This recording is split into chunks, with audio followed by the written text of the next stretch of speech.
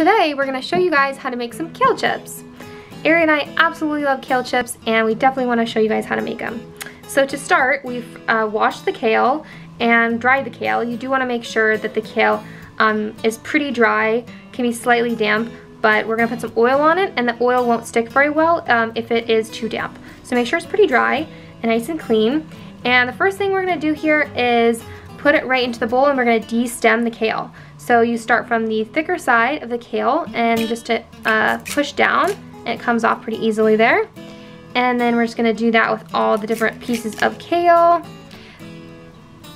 This is also curly kale, and it's our favorite type of kale to use when making kale chips because it makes this really great crispy texture that is just super delicious and perfect for kale chips.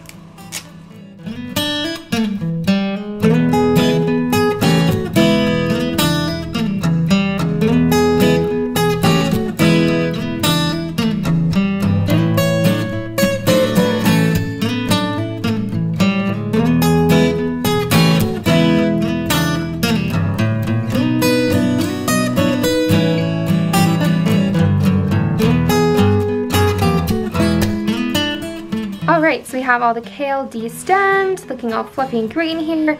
And next we're going to add the oil. So Ari and I love cooking with avocado oil. It has a great neutral flavor, and it also has a really high cooking point, so you don't have to worry about whether the oil won't work for the high heat. So next we're just going to drizzle the avocado oil on top here. Just a nice drizzle. And then we're going to massage it in.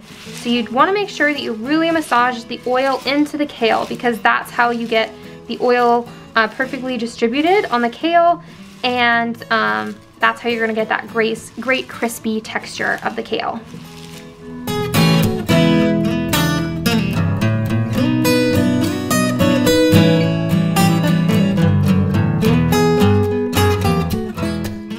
Alrighty, so we have the kale here, and as you can tell, when you massage the kale, it really pushes it down a little bit and kind of makes it smaller, but it's going to be great for the kale chips.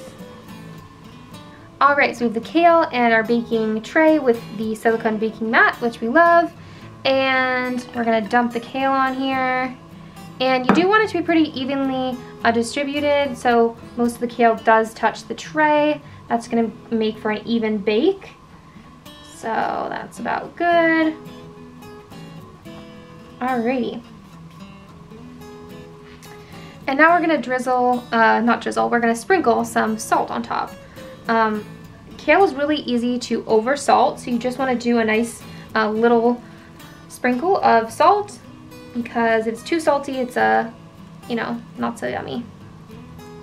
Alright, that's about good. And then we're going to add a little bit of pepper as well.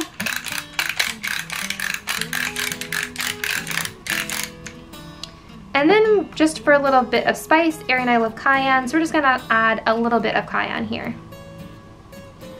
And kale chips are awesome because whatever flavor combos and spices you normally use, you can totally put them on kale and they'll definitely taste great.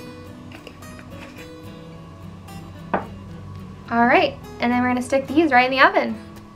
Alrighty, kale going in the oven. And we're going to bake for approximately 8 minutes at 375. Alrighty, here is the finished product. You can see that it baked down a lot, so that was a pretty small head of kale, so normally I would try and find a much larger one because then it'd be better for a portion for a few people. This would probably be just enough for one person.